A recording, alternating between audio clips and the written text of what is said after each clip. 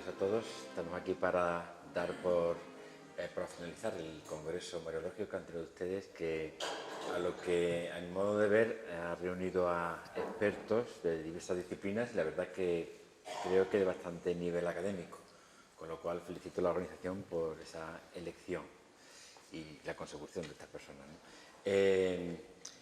La verdad es que me supone un error para mí estar aquí, porque en realidad formar parte de este pequeño congreso, aunque sea solamente de un modo tangencial, pues la verdad es que me llena de orgullo, sobre todo teniendo estas personalidades a mi lado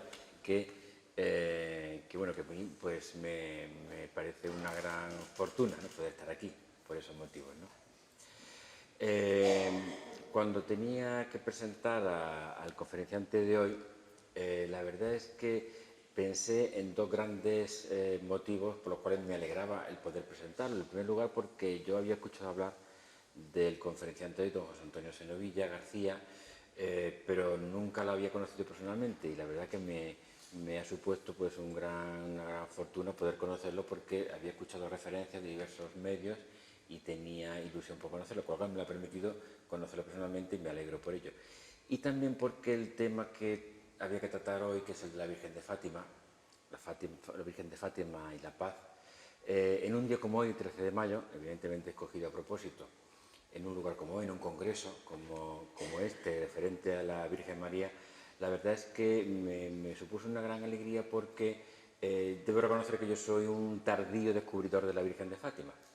Es verdad que de joven pues había podido asistir al santuario, visitar a la Virgen, pero en realidad no la he descubierto de verdad hasta hace como 2 años, cuando mi mujer y yo decidimos asistir a ir al santuario y visitar a la Virgen, y la verdad que nos entró muy profundamente a toda la familia, en particular, lógicamente, a mi mujer, a mí, también a mis hijos, pero sobre todo a nosotros, ¿no? Y nos entró tan profundamente que desde entonces pues bueno, le tenemos un gran cariño y está presente la Virgen de Fátima en nuestra vida, en nuestra casa, bueno, en nuestro coche, en todos lados, ¿no? Pero la tenemos como muy presente la Virgen de Fátima, por nosotros una referencia clara desde entonces.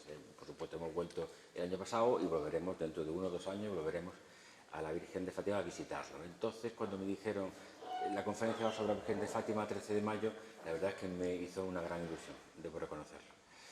Bien, aparte de esta digresión personal, me corresponde presentar al conferenciante de hoy, don José Antonio Senovilla García. Don José Antonio, sacerdote, miembro de la prelatura Opus Dei, fue licenciado en Derecho por la Universidad de Granada, también es doctor en Filosofía por la Universidad de Navarra, ejerció como abogado durante 20 años, luego se ordenó sacerdote y ha sido durante 10 años, del año 2007 al año 2017, el vicario del Opus Dei en Rusia, que abarca no solamente la zona rusa, sino también, si no me equivoco, Ucrania y Polonia. En definitiva, se trataba de la persona que representaba al prelado del Opus Dei en esa zona y que se encargaba de dirigir pues la labor del Opus Dei en todo ese territorio pues tan interesante como es Rusia y que tanta relación tiene con la Virgen de Fátima. Pues sin más, le agradezco al profesor José Antonio Senovilla su presencia aquí en este congreso y le doy la palabra. Muchas gracias.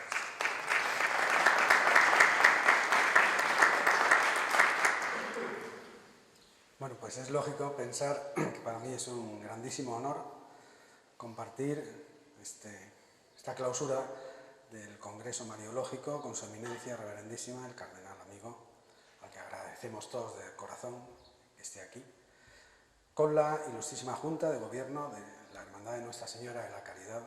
Ella nos preside, ella nos contempla, ella nos protege, es muy experta en esto, lleva 400 años protegiendo con su manto materno esta ciudad y a su gente, y ahora nos protege a nosotros, es una maravilla.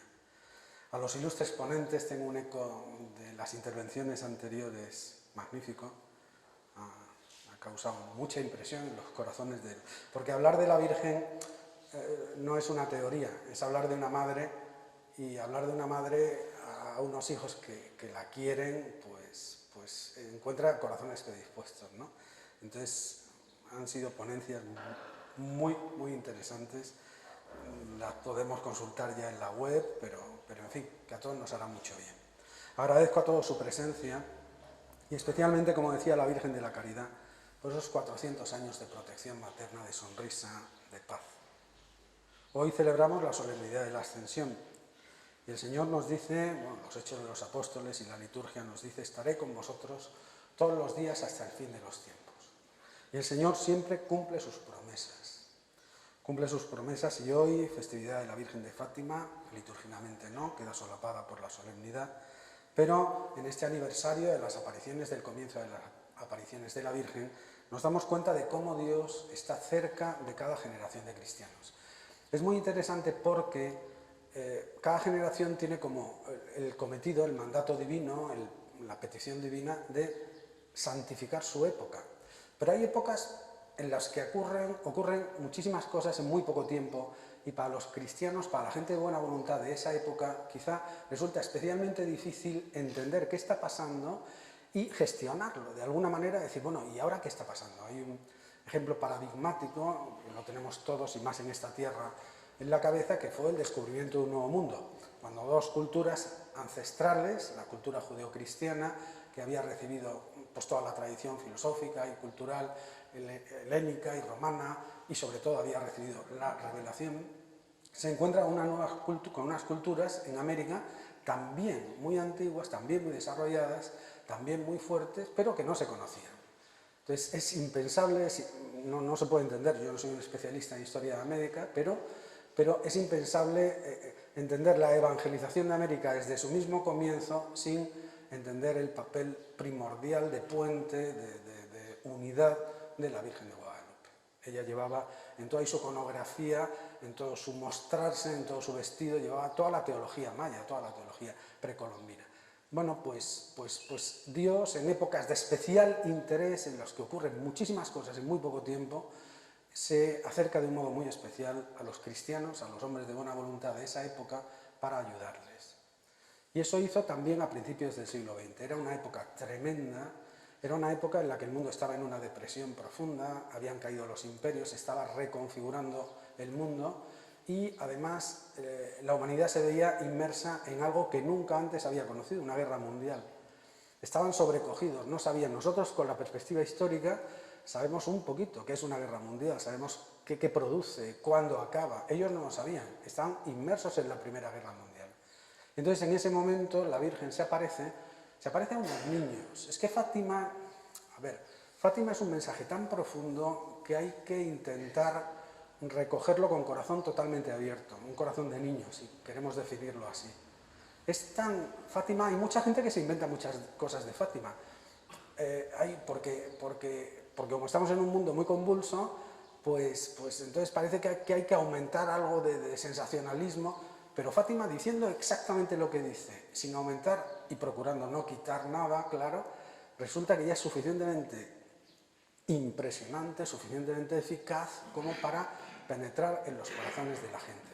Hay que hacer una aclaración técnica que me parece importantísima. Fátima, al ser una serie de apariciones de la Virgen, técnicamente es una revelación privada, y las revelaciones privadas para un católico, para un cristiano, viene muy bien recogido en el catecismo.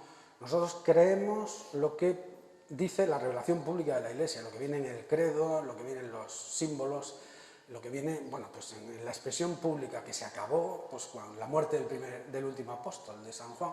Ahí está toda la fe. Todo lo que viene después, esas revelaciones privadas, las apariciones, los santos, todo eso lo que hace es explicar aquello que Dios nos reveló a través de su Hijo encarnado, al que celebramos hoy, y su ascensión al cielo. Todo lo demás no aumenta ni quita nada al Evangelio, por decirlo de alguna manera. Lo único que hace es explicar en una determinada época cómo vivir el Evangelio, cómo aplicar esa buena nueva a una época determinada. Y eso hace Fátima. Y lo hace de una manera absolutamente maternal, como no podría ser de otra manera. Voy a citar las fuentes porque utilizo fundamentalmente en esta intervención 3 fuentes que me parecen suficientes, porque son fuentes escritas y son fuentes de testigos directos del misterio de Fátima. En primer lugar, la hermana Lucia, Sor Lucia, que tiene unas memorias, tiene varias memorias, pero he utilizado sobre todo las memorias que están recogidas en un libro, Memorias de la hermana Lucia I. Se puede encontrar pues, en librerías o en internet, es muy fácil de encontrar. Que consiste en 4 memorias en las que ella relata la historia de los niños, de sus familias, la historia de las apariciones en 2 versiones, como desde varios puntos de vista. Y luego hay 5 apéndices que son de un grandísimo interés, que se publican con motivo del viaje de la peregrinación de San Juan Pablo II, Papa, a Fátima el 13 de mayo de 2000 para la beatificación de Jacinta y de Francisco, y en el momento en el que se hace público el tercer secreto, el texto del tercer secreto de Fátima, la tercera parte del secreto de Fátima, y se explica con unos apéndices firmados por el cardenal secretario de Estado y también por el cardenal Ratzinger, prefecto de la doctrina de la fe entonces, futuro Papa Benedicto XVI, en el que se define exactamente qué dice el tercer secreto, la tercera parte del secreto, qué ha ocurrido, qué no ha ocurrido, ni ocurrirá nunca, y qué queda por venir. Todo está dicho, o sea, sin inventarse nada, atendiendo a las fuentes, hay cosas que no son suficientes. Primera fuente, Memorias de la hermana Lucia, Lucía en castellano. Segunda fuente, que me parece tremenda, con una fuerza enorme, es el texto de la consagración que hizo San Juan Pablo II, 25 de marzo del 84, en presencia, delante, de rodillas, delante de la imagen de la Virgen de Fátima, la imagen de la capeliña. Salió, que yo sepa, por única vez del santuario, la trasladaron a Roma, y allí el Papa, en unión con los obispos, en unión vía satélite con los obispos de todo el mundo, consagró Rusia y el mundo al corazón inmaculado de María. Consagración válida en palabras de un testigo, un intérprete, si queremos, auténtico, que es Sor Lucia. Lucía vivía, esto fue 1984, Lucía murió 2005, entonces ella dijo que esa consagración era válida y había cumplido la petición de la Virgen hecha a ella misma, a Lucía, en el 29, en el año 1929. Tercer texto, que complementa muy bien al anterior, los anteriores, pero especialmente el anterior, el testamento de San Juan Pablo II. Es un testamento espiritual, son como 3 folios hológrafos, manuscritos, en los que el Papa, durante los ejercicios espirituales de su periodo como sumo pontífice, iba recogiendo las impresiones de su corazón y las iba escribiendo. En ese documento se dicen cosas verdaderamente, bueno, que dan una dimensión clarísima de lo que es Fátima y lo que ha supuesto y está suponiendo Fátima. Fátima está abierto, todo el misterio de Fátima está en curso, no está cerrado, de lo que supone esa intervención de la misericordia divina a través de su madre. El mensaje de Fátima viene en un momento, como decimos, de guerra. Por decirlo, el tracto histórico pues, se puede resumir de la siguiente manera. Del 13 de mayo al 13 de octubre de 1917, la Virgen se aparece a 3 niños y les va explicando, esta guerra acabará pronto. Bueno, hay mucha gente que está en peligro de condenación, el mundo está lleno de pecado, es como, no sé, entonces hace falta una ayuda especial. Esta guerra se acabará pronto, los soldados volverán a casa. Si el mundo no se convierte, vendrá una guerra peor, será anunciada por un fenómeno en el cielo. Hubo una aurora boreal a finales de enero del 38, la Segunda Guerra Mundial, poco después. Para impedirlo, vendré a pedir la consagración de Rusia a mi corazón inmaculado. La Virgen vino en el 29, se apareció de nuevo a Sor Lucia y le pidió la consagración, le dijo cómo tenía que ser, el Papa con todos los obispos del mundo y consagrando Rusia y el mundo al corazón inmaculado. Si el Papa no consagra, será una segunda guerra peor que esta. Rusia, ellos no sabían lo que era Rusia, los niños, Rusia extenderá sus males por todo el mundo, varias naciones serán aniquiladas, desaparecieron formalmente como nación todos los países bálticos, Letonia, Estonia, Lituania. Rusia extenderá su mal por todo el mundo, pero al final el Papa consagrará, Rusia se convertirá, será mi corazón inmaculado triunfará, será dado al mundo un tiempo de paz. Bueno, pues este tracto, todo esto que va diciendo la Virgen, tiene un contenido absolutamente preciso. Rusia se convertirá, tiene un contenido preciso, mi corazón inmaculado triunfará, tiene un contenido preciso, por supuesto la consagración. ¿Qué es lo que se encuentra el mundo a principios del siglo XX y que no ha mejorado excesivamente desde entonces? Porque no parece que la situación en el orden de cosas que vamos a exponer ahora haya variado mucho. Hay dos peligros, bueno, pequeña aproximación psicológica. Cuando hay un peligro difuso, intenso, que nos amenaza, eso produce en nuestro interior, entre otras cosas, produce ansiedad, fundamentalmente ansiedad. Y si el peligro se acerca y se hace más concreto, produce miedo o terror. Vivimos en un mundo lleno de ansiedad y de miedo. ¿A qué tenemos miedo?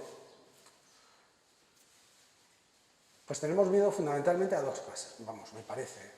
Todo esto, como hemos dicho al principio, no es de fe. Si alguien no está muy de acuerdo con esto, pues por supuesto puede no estarlo. E incluso en el turno de preguntas puede exponer su opinión, pero me parece que vamos a estar de acuerdo en que el mundo está preocupado, al menos preocupado, por dos asuntos. Uno, la falta de paz, el peligro de que este mundo, el orden de paz de este mundo se rompa de una manera tremenda. O sea, el peligro de una guerra que puede destruir, pues, o variar de un modo muy sensible el curso de la historia.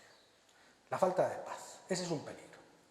Y luego hay otro peligro que es que para los cristianos, que a mí al menos me sobrecogía hasta que verdaderamente recibí una luz. Fátima es un motivo de esperanza, Fátima es un canto de esperanza, es la acción de Dios con el hombre para salvar al mundo, para salvar a un mundo especialmente en peligro, vamos a decirlo así. Entonces, hay una cosa que a mí siempre me sorprendía, toda esa gente que no tiene la ayuda de un amigo, de un sacerdote, que viven lejos de Dios, pero que son buenos, y que van a morir, y están muriendo sin ningún tipo de ayuda espiritual, nadie. Voy a contar una pequeña anécdota, interrumpo, puntos suspensivos. Una vez estando en Moscú, la señora de un diplomático le regaló a la secretaria de su marido, una chica rusa de 60 años, le regaló un evangelio. Y esta mujer, cuando esta mujer española, diplomático español, le regaló a la mujer rusa, un evangelio, la rusa se puso a llorar, empezó a llorar. Y esta mujer se quedó como desconcertada diciendo, perdóname, no quería ofenderla. Dice, no, es que tengo 60 años y es la primera vez que alguien me habla de Dios. Es la primera vez en mi vida. Estaba sobrecogida, estaba deseando que alguien le hablara de Dios y no sabía a quién preguntar. Hay muchísima gente así. ¿Qué pasa con toda esa gente si materialmente están muy lejos de Dios, están haciendo daño a sí mismos, están haciendo daño a los demás, pero no tienen los instrumentos que quizá nosotros sí tenemos para encontrar el camino directo? ¿Esa gente qué pasa? ¿Se perderá definitivamente? A esas dos preguntas contesta directamente Fátima. Fátima habla de muchas cosas, pero siempre habla de dos cosas, de la paz y de la conversión de los pecadores. Pero es que no solo explica qué ocurre con eso, qué podemos hacer, sino que Fátima nos da instrumentos para, de alguna manera, resolver, ayudar, entre comillas, a Dios a resolver esos dos problemas tan acuciantes, tan cercanos, que tanto hieren el corazón de un cristiano. La paz y la salvación de los pecadores. ¿Qué instrumentos son esos? Son absolutamente maternales. Si nosotros dijéramos, vamos a intentar un diseño de qué haría una madre para dar unos instrumentos a sus hijos pequeños para que venzan el miedo y tengan paz, puedan defenderse ante un peligro inminente y para que encuentren un camino de salvación y den a otros un camino de salvación. Pues diríamos, tienen que ser instrumentos que sirvan para todos, tienen que ser sencillos, que los entienda un niño y los entienda un intelectual, tienen que ser instrumentos que se puedan aplicar en cualquier caso. Esos instrumentos nos los da Fátima. Siempre dice la Virgen, desde el principio, rezad el rosario todos los días por la paz del mundo. El presentador y muchos de aquí, yo mismo, tenemos una cierta formación jurídica. Eso es un pacto, eso es un contrato. Cuando alguien que tiene poder para decir eso, dice, haz esto, y si lo haces yo te doy esto, si yo cumplo la condición del contrato, él está obligado a poner su parte. La Virgen dice, rezad todos los días el rosario por la paz del mundo. Si yo rezo el rosario en el contexto de Fátima, porque la Virgen me lo ha pedido, por la paz del mundo, ella pondrá la paz del mundo.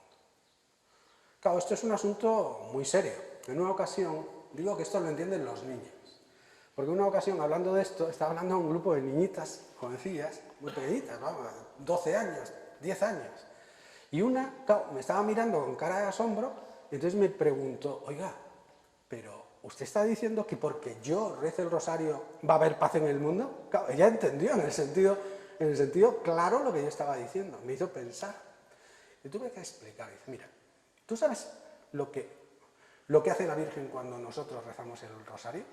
A ver, esto que voy a decir es un poco, pero de alguna manera estoy manejando fuentes, ¿eh? No me estoy inventando nada. Si en esta conferencia voy a decir algo de cosecha propia, lo avisaré.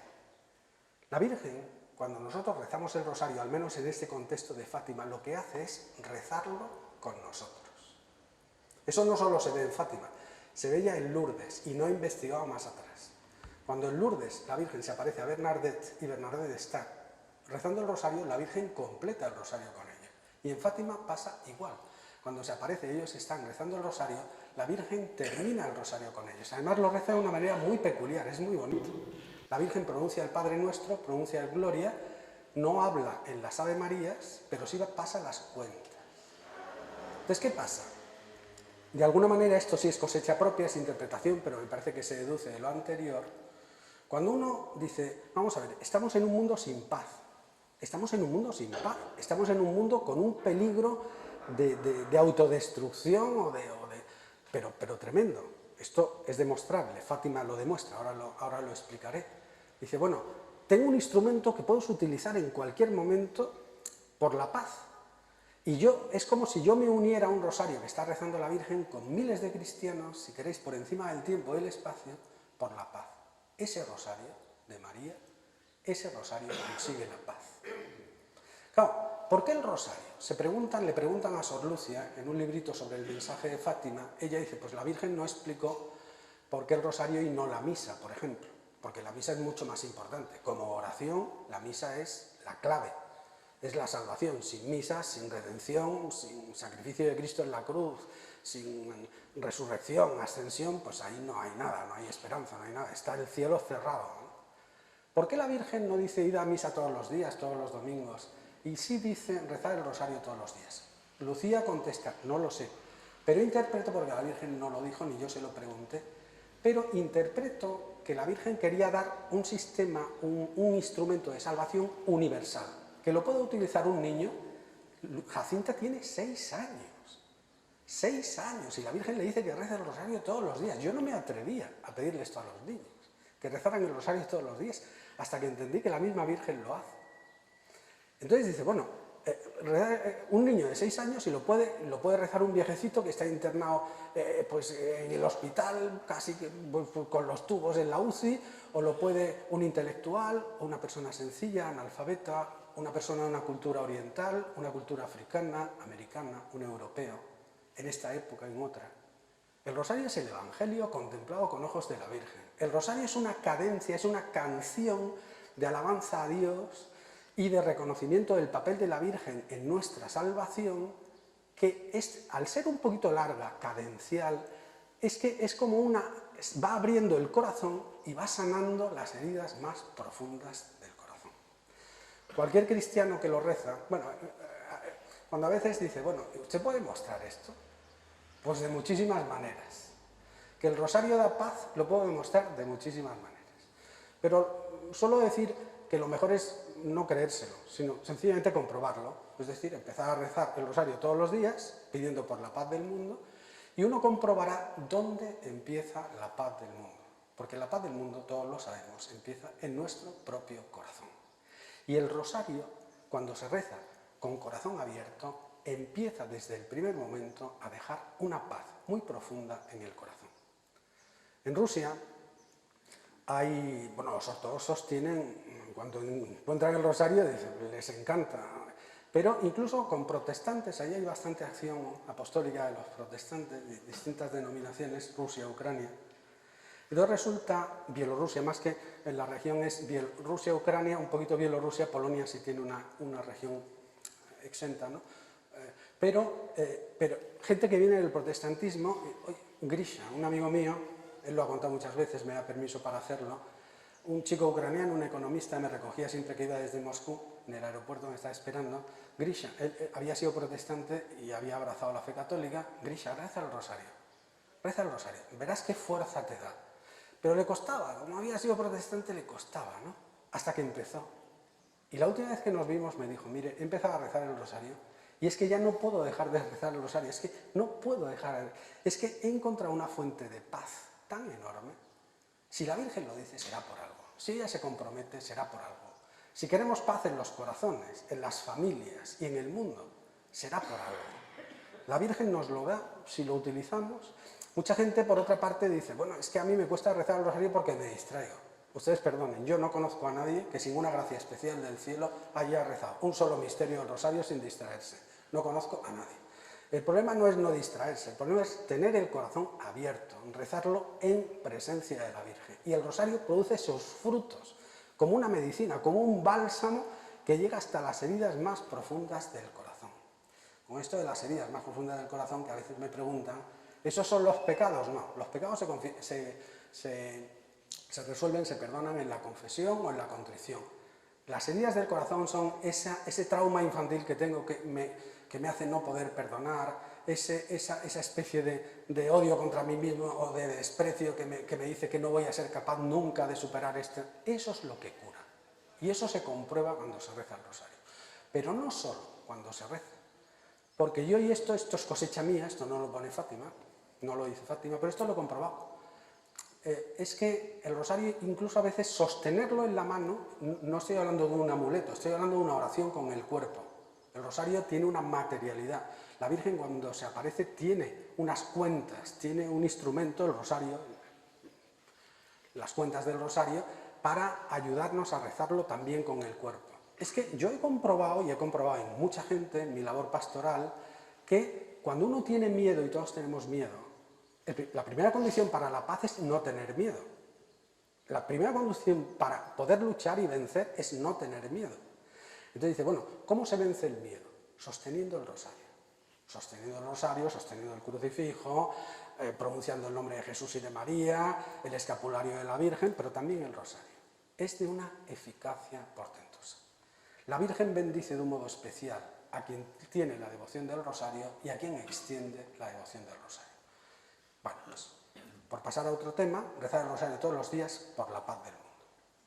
Segundo punto, ofrecer sacrificios por la conversión de los pecadores. Esto ya lo había dicho antes el ángel de Portugal, el ángel de la paz, en la aparición que en la primavera de 1916 tuvo con los niños, en la conversación cuando les dio la comunión, a Jacinta y a Francisco la primera comunión con la especie del pan, y a Lucía ya había hecho la primera comunión, le dio la especie del vino, y entonces les hablo de ofrecer sacrificios por la conversión de los pecadores. Hay mucha gente que se está condenando, eso dice la Virgen, eso dice el ángel. Para evitarlo os voy a dar un medio, que son los sacrificios. La palabra sacrificio tiene un origen sacro que hace que sacrificio no es solo lo que nos cuesta, sacrificio es todo lo que se puede hacer sagrado, todo lo que se puede ofrecer, todo lo que no es malo. Entonces, ¿qué pasa? Que con esto, ella dice, ofrecer sacrificios por la conversión de los pecadores, otro pacto. Si yo ofrezco un sacrificio por aquellos que están lejos de Dios, ahora diré en concreto en qué momento, pues resulta que estoy pagando una especie de rescate, de precio, y esas personas se encontrarán a Dios. ¿Qué significa conversión de los pecadores? Julio de 1917, 13 de julio, la Virgen les está diciendo esto, les ofrece una oración que es una preciosidad. Los rusos, la gente oriental, habla de oraciones del corazón, que salen de dentro. Esta es una de ellas, se puede comprobar, esto es comprobable, esto es opinable y comprobable, ustedes mismos. Les enseña esta oración la Virgen. Oh Jesús, a la hora de ofrecer un sacrificio y en cualquier momento. Oh Jesús, es por tu amor, por la conversión de los pecadores y en reparación por los pecados cometidos contra el corazón inmaculado de María. Parece un poco larga, pero si la dividimos en las tres partes que tiene, es muy fácil. Oh Jesús, es por tu amor, este sacrificio lo ofrezco por tu amor, por la conversión de los pecadores y en reparación por los pecados cometidos contra el corazón inmaculado de María. Esa oración da una paz, da una facilidad para enfrentarse a las dificultades cuando se trata de eso tremenda. A veces la gente pregunta, oiga, porque ¿qué significa conversión de los pecadores? Concretamente en el contexto de Fátima, cuando la Virgen está hablando, ¿qué significa conversión de los pecadores? Significa que gente que se va a condenar se salva. Queda un poco contundente, pero es así. Es que la Virgen abre los brazos y ve en el infierno. Lucía suelta un grito, y entonces dice, bueno, luego le preguntan, ¿por qué gritaste? Y dice, que no quiero que haya gente que se vaya ahí. Y dice, bueno, les enseña el infierno y dice, para que la gente no vaya ahí, podéis ofrecer sacrificios de manera que se convierta. Porque la gente se convierte. ¿Qué hace la Virgen? ¿Por qué yo puedo intervenir en la conversión de otra persona cuando uno se salva o se convierte con toda libertad? Mirad, hay una frase que todos contemplamos, que es una frase que cambia la historia del mundo. Una frase que pronuncia Jesús colgado en la cruz, que es absolutamente definitiva, es una sentencia definitiva. Padre, perdónales porque no saben lo que hacen. Dice Benedicto XVI en un librito editado que contiene 4 conferencias sobre creación y pecado, así se llama, sobre el pecado, el origen del mal en el mundo. Dice, el ángel no tiene perdón porque jamás pedirá perdón, porque sabía exactamente lo que hacía. El hombre tiene perdón porque no sabe lo que hace. En muchas ocasiones no sabe lo que hace. Jesús lo está diciendo, no saben lo que hacen de aquellos que le están matando, los príncipes de los sacerdotes. Y reza al Padre diciendo, no saben lo que hacen. Esos tienen perdón, se convirtieron al cabo de 50 días en la predicación de los apóstoles, de Pedro. Vosotros matasteis al Hijo de Dios, pero no sabíais lo que hacíais. ¿Qué tenemos que hacer para convertirnos? La capacidad de la misericordia divina, la grandeza de la misericordia divina es absolutamente insondable. Nos supera nuestra imaginación, nuestra inteligencia, absolutamente. Y en una época de especial peligro para la humanidad, Dios pone un instrumento en manos de cualquiera en el mundo puede ofrecer un sacrificio. En cualquier momento podemos ofrecer un sacrificio. Ahora mismo yo puedo ofrecer lo que estamos haciendo. Señor, te ofrezco este rato tan impresionante, tan magnífico, en presencia de tu Madre. Sentimos su presencia aquí, en nuestros corazones, por la salvación de los pecadores. Y estoy pagando un rescate que hace que alguien que se podía estar condenando ahora pida perdón y se salve. Es un misterio, yo no lo consigo explicar, pero eso es lo que dice la Virgen, literalmente. Es magnífico porque si uno incorpora eso a su vida, y como que cada día se levanta y dice, Señor, tengo en mi tarea, porque Fátima nos hace protagonistas de la historia del mundo. Es más, nos hace poder cambiar el destino de la humanidad. Esto lo tengo que demostrar. Ahora lo demostraré. Entonces resulta que, claro, si yo puedo cambiar la historia de la humanidad, lo que podía ocurrir, lo que está escrito, lo puedo cambiar. Y si puedo salvar gente que se iba a condenar, es que mi vida cambia. Es que cualquier problemita que yo tenga con mi propio carácter, con el carácter de la gente con quien convivo, con quien trabajo, es que adquiere una dimensión totalmente distinta, es que es otra cosa. Dice, vamos, si yo con esto, poniendo una sonrisa ante esta situación, consigo que haya gente que no se condene eternamente, Señor, pídeme lo que quieras. Eso es lo que hace la Virgen. Ella está preocupada porque hay muchos hijos suyos que no tienen ninguna ayuda.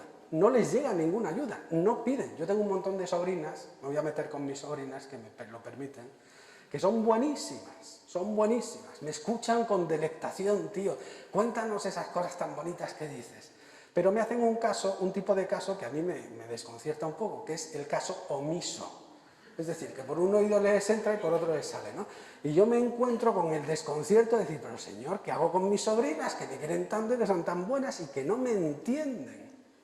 Ofrezco sacrificios. Rezo el rosario y ofrezco sacrificios. Y tengo la certeza de que la Virgen cumplirá sus promesas. Y de poco a poco se va viendo. Poco a poco se va viendo. Claro, todo esto cambia la vida de un cristiano. Nos hace protagonistas. Acabo de decir una frase un poco aventurada, un poco audaz. Fátima nos da la oportunidad de cambiar el curso de la historia. Estaba escrito, en el tercer secreto, aparece un ángel, se describe incluso, Lucía lo dibuja, un ángel que tiene 2 espadas de fuego y que está pronunciando la palabra penitencia, penitencia, penitencia. El fuego lo arroja contra la tierra. La interpretación oficial cardenal Ratzinger, por mandato del Papa Juan Pablo II, en la interpretación, en la publicación del Secreto, en la tercera parte del Secreto, eso era una guerra mundial, una tercera guerra mundial, una guerra nuclear, que habría destruido 2/3 de la humanidad, dice el testamento de San Juan Pablo II. Una guerra nuclear que habría destruido 2/3 de la humanidad. Y el tercio que hubiera sobrevivido se hubiera arrepentido de seguir vivo viendo el desastre tan tremendo que se había producido. El poder destructor del mundo. Pero eso no ocurrió. Dice el cardenal Ratzinger en esa interpretación: todo lo apocalíptico, por decirlo de alguna manera, de Fátima, la muerte del Papa, el Papa no murió.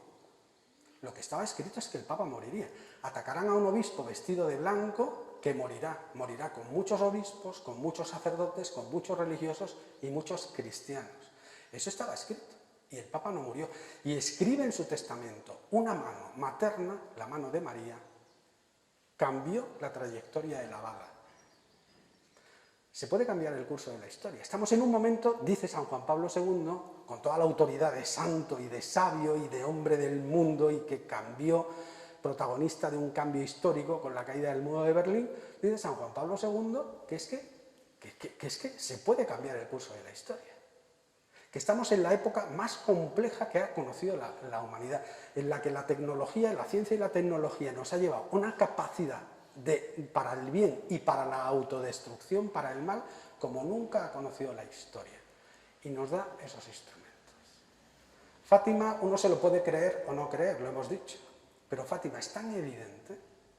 En 1917, a los comienzos de un siglo absolutamente impredecible, Fátima va diciendo: lo que puede ocurrir es como una madre que dice: hijos míos, como esto está muy mal, os marco un camino seguro, yo este camino lo voy a proteger, si vais por aquí no tendréis peligro, pero en todo caso, si os acecha un peligro, si os ataca un peligro, os doy un instrumento para defenderos, el rosario, y os doy un instrumento para defender a otros, los sacrificios.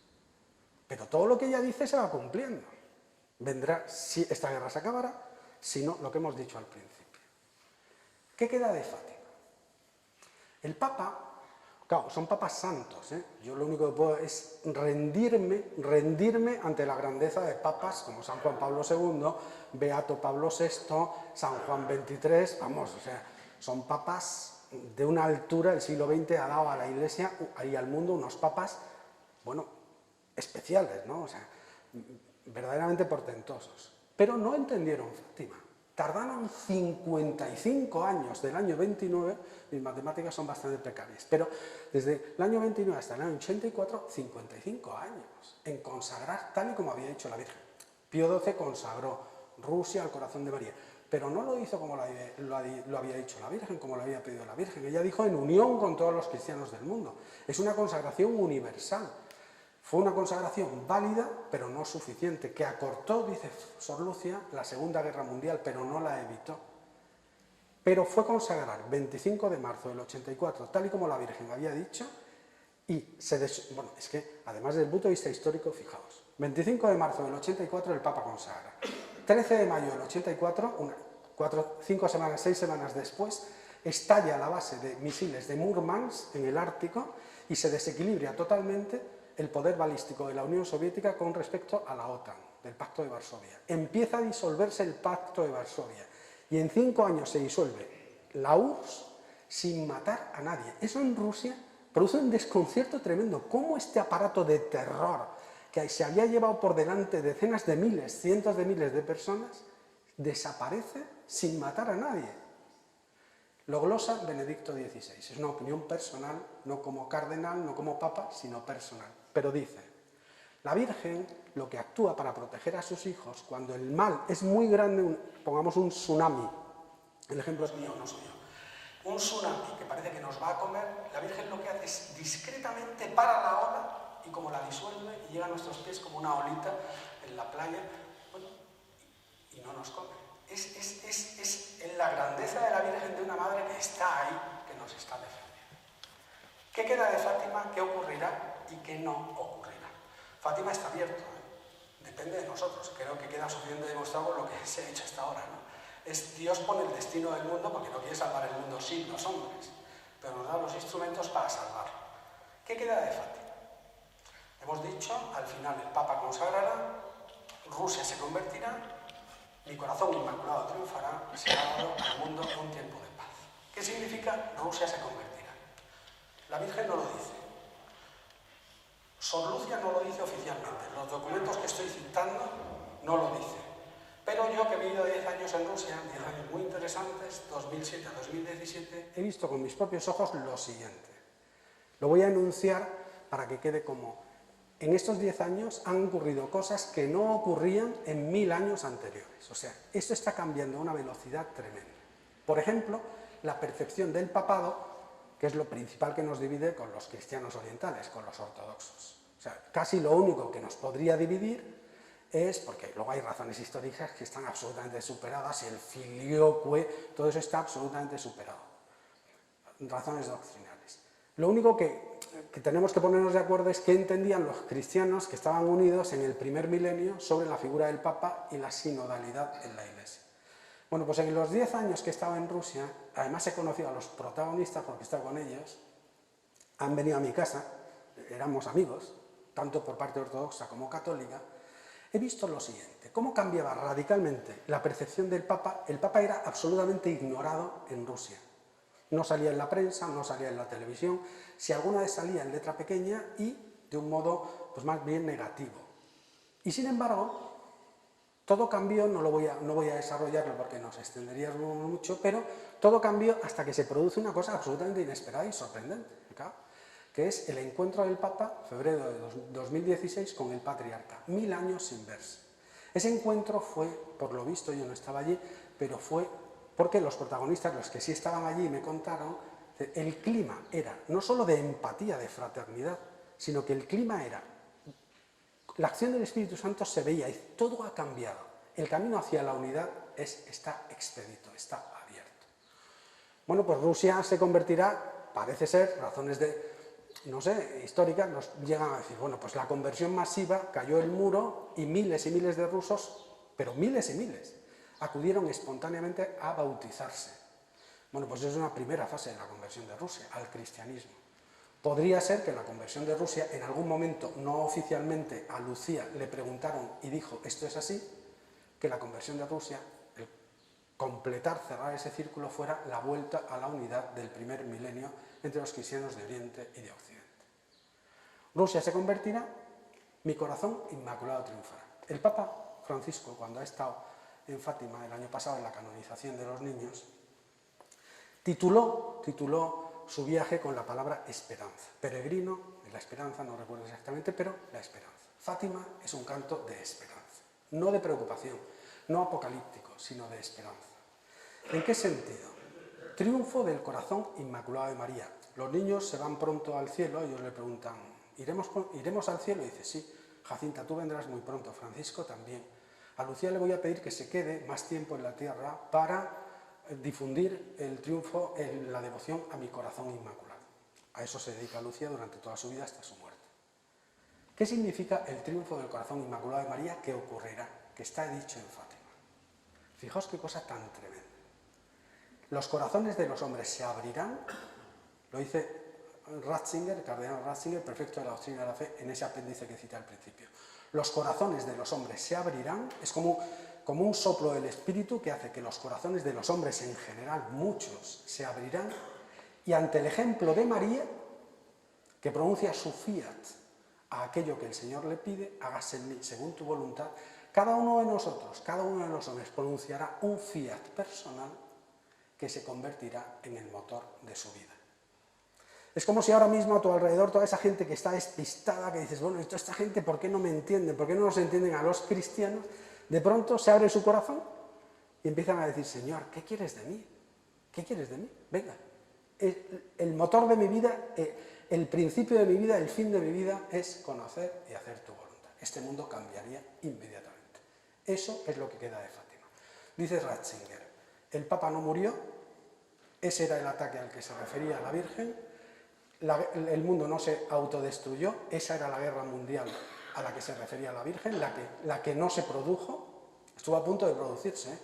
No me voy a... pero le podemos preguntar que todavía está vivo al teniente coronel de las fuerzas aeroespaciales soviéticas que evitó contrarrestar un ataque masivo por parte de la OTAN contra la URSS, que hubiese sido letal absolutamente, y además porque era falso, era una falsa alarma. Dio 3 avisos que le confirmaban un ataque y no activó el protocolo de defensa. Hubiese sido la Tercera Guerra Mundial, una guerra nuclear.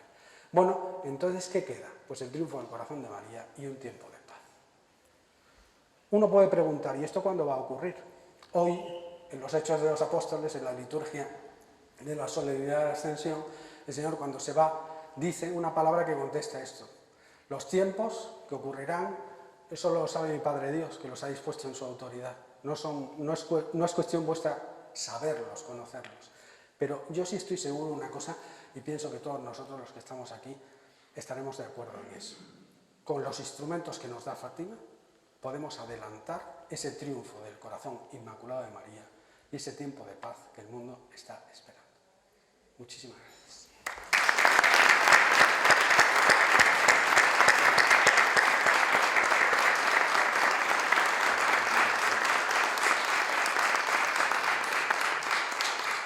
Si alguien quiere hacer alguna pregunta, pues a su disposición. Quizás es todo tan contundente que es difícil hacer una pregunta. Está todo dicho, me da la impresión. Claro. Pues muchísimas gracias. Ah, perdón. Yo creí que lo sabía todo, pero la experiencia de Burbank no me acuerdo. Sí, todo eso es histórico. Sí. Fue en un siglo de misiles. Sí. Desaparecieron, me parece que 1/3 de los misiles, aquella era la base de misiles más potente de la URSS, y entonces se destruyeron 1/3 de los misiles y eso desniveló totalmente el poder soviético frente a la OTAN. Y entonces empezó a acabarse la Guerra Fría, empezó a desenfriarse la Guerra Fría, y entonces ya empezaron los acuerdos y salió todo. Estaba el reto de la guerra. Efectivamente. Pero ya como desniveló el equilibrio y eso hizo que se disolviera el peligro. Yo sí quisiera hacer una pregunta. Por supuesto. Porque es algo que también muchas veces he pensado. La Virgen, o quienes creamos que efectivamente allí se apareció la Virgen, nos dijo lo que nos dijo, vemos que la Virgen viene aquí con nosotros, no solamente en Fátima, en otras ocasiones, nos dice lo que tenemos que hacer, y a pesar de todo, nosotros, primero los cristianos, no acabamos haciendo lo que nos dice, ¿no? Esa, digamos, torpeza en entender lo que el Señor y la Virgen nos pide y hacerlo. Dice, bueno, pues si nos marca el camino, o sea, qué imbéciles, qué tontos somos por no hacer lo que nos están diciendo que hagamos, que va a tener una serie de consecuencias. Bueno, me recuerdo muchos pasajes del Evangelio en el que el Señor nos dice que torpes sois para entender la Escritura, no habéis entendido. ¿Por qué? O no sé, ¿por qué y qué podemos hacer para darnos cuenta de que efectivamente viene la Virgen, nos cuenta qué tenemos que hacer y no lo acabamos haciendo? Sí, a mí me parece, he reflexionado muchas veces sobre eso, y me parece que Fátima contesta esto. Necesitamos esperanza. Me decía el otro día, tengo un amigo que ha recibido una luz del Espíritu Santo, se convirtió, él estaba muy lejos de Dios, se convirtió, y la luz del Espíritu Santo que ha recibido es que siempre que encuentra a un sin techo en la calle, le invita a venirse a su casa. Tiene una serie de pisos de acogida de gente sin techo, ¿no? Y el otro día asistió a un juicio porque a una chiquita que tiene allí, pues de 22 años, bueno, total, que estaba en juicio por tráfico de drogas y el juez no le puso una condena, una multa solo de 150 euros. Y le pregunté, ¿150 euros solo por un delito así? Y dice, es que el juez, cuando vio que estaba con nosotros, le dejó una posibilidad de rehabilitación. Mucha gente que está muy lejos, en la droga, por ejemplo, no se rehabilitan porque no tienen esperanza en que puedan salir de ese mundo. El problema es la esperanza. Por eso Fátima, cuando dice, el mundo está muy mal, una madre dice, el mundo está muy mal, podéis en el uso de vuestra libertad autodestruiros, pero os doy unos instrumentos que es que os permiten cambiar. Como Fátima, además, lo primero que cambia es el corazón del protagonista, el que se mete en la tarea, el que se echa al corazón la tarea. Yo voy a cambiar el mundo, voy a cambiar, voy a conseguir la paz del mundo, voy a conseguir que se salve muchísima gente. Os cuento una anécdota. Cuando empezó la guerra entre Ucrania y Rusia no es propiamente así. Yo no creo que esa guerra sea así, pero en fin, para aclararnos en el contexto, a mí me dolió mucho porque yo iba desde Moscú a Ucrania, tenía muchísimos amigos ucranianos, por supuesto muchísimos amigos rusos, pero yo predicaba un retiro en la Catedral de Kiev y, por decirlo de alguna manera, de ese retiro partían gente a una parte del frente y a otra parte del frente. A mí eso me dolía en lo más íntimo porque me parece que aquello era una guerra inventada por los poderosos en el terreno y con el dinero y con la sangre del pobre, por decirlo de alguna manera, muy resumidamente. Entonces me indignaba. Y un día, como aquello no cesaba, los obispos de rito latino ucranianos habían consagrado Ucrania al corazón inmaculado de María, a la Virgen de Fátima. Entonces un día, harto ya de ver aquello, le dije al arzobispo de Kiev, que era muy amigo mío, Petro Malchuk, le dije, vámonos a España y rezamos juntos, los cristianos de Oriente y Occidente, por la paz en Ucrania.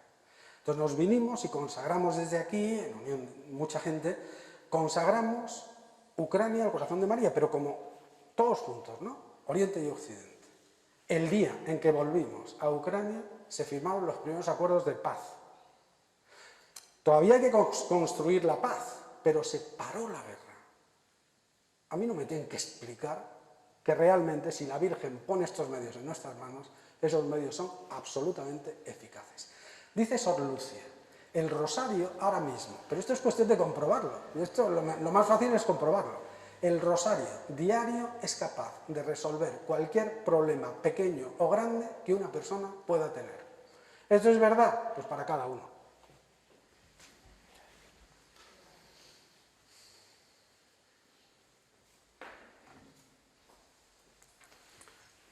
Bueno, si no hay más preguntas, le cedo la palabra a don Carlos, ¿no? Para que... Muchas gracias por esta magnífica conferencia, una además catequesis admirable y muy a propósito,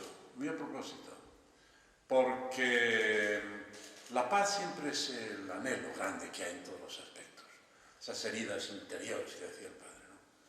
Y que nosotros tengamos en nuestras manos unos instrumentos, naturalmente instrumentos, entre comillas, porque sin la acción del Espíritu Santo los instrumentos son meramente técnicas, pero el Espíritu Santo da a la Iglesia en cada momento aquello que la Iglesia necesita.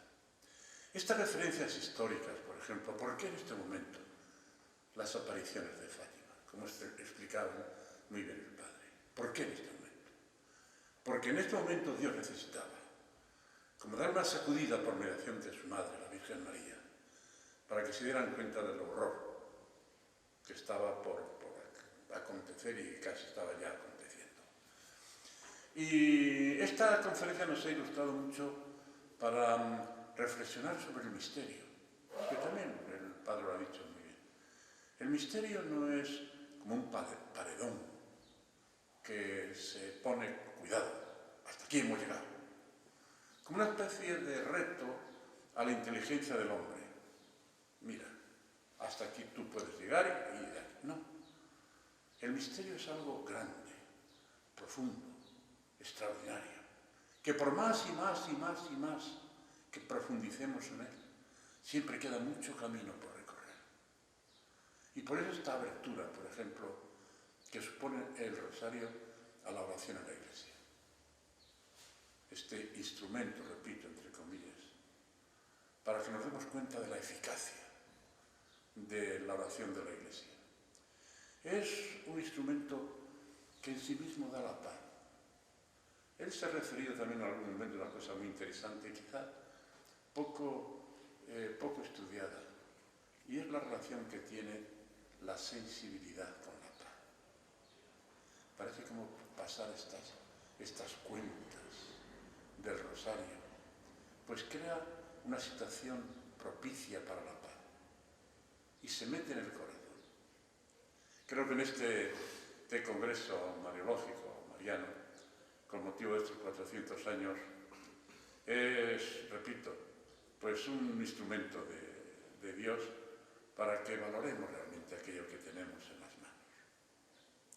Le duele a uno mucho, a todos, que teniendo tan cerca el agua, nos estemos muriendo de sed. Que teniendo instrumentos, repito, entre comillas, en nuestras manos, no para solucionar nuestros problemas, sino para que el reino de Dios se realice plenamente en el mundo, que teniendo tan cerca, pues el rosario lo tienes tú, vamos a rezar el rosario. Y este mismo vamos a rezar el rosario establece una comunión entre unos y otros. No estamos solos, alguien nos escucha. Que teniendo tan cerca los instrumentos, le duele uno, pero sí es tan fácil. Naturalmente, nunca se olviden ustedes que todo se realiza por obra y gracia del Espíritu Santo. Tú has sido bautizado por obra y gracia del Espíritu Santo. Se te perdonan los pecados por obra y gracia del Espíritu Santo. El pan se convierte en Eucaristía por obra y gracia del Espíritu Santo. El Verbo de Dios se hizo hombre por obra y gracia del Espíritu Santo. Pero la mujer se hizo madre de Dios. Lo que es capaz de hacer el Espíritu Santo cuando alguien se pone en sus manos. Enhorabuena, Padre, por esta conferencia. Repito, además, le felicito por esta catequesis, porque hemos estado todos así, pues muy pendientes, ¿no? Y además por esta facilidad de comunicarnos, pues cosas grandes, con palabras pequeñas. Porque en el fondo, la palabra pequeña es el amor, y la única capaz de transformarlo todo por obra y gracia del Espíritu Santo. Muchas gracias.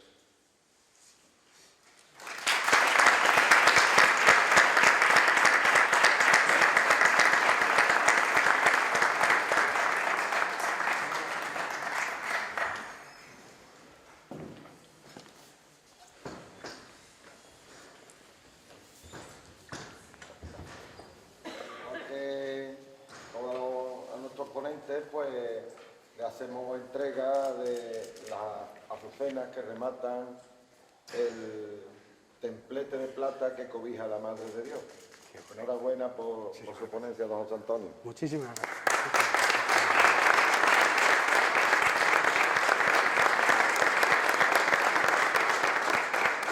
Bueno, ya lo que nos queda es pues la Santa Misa, ahora a las 12, para terminar este congreso. Estáis todos invitados.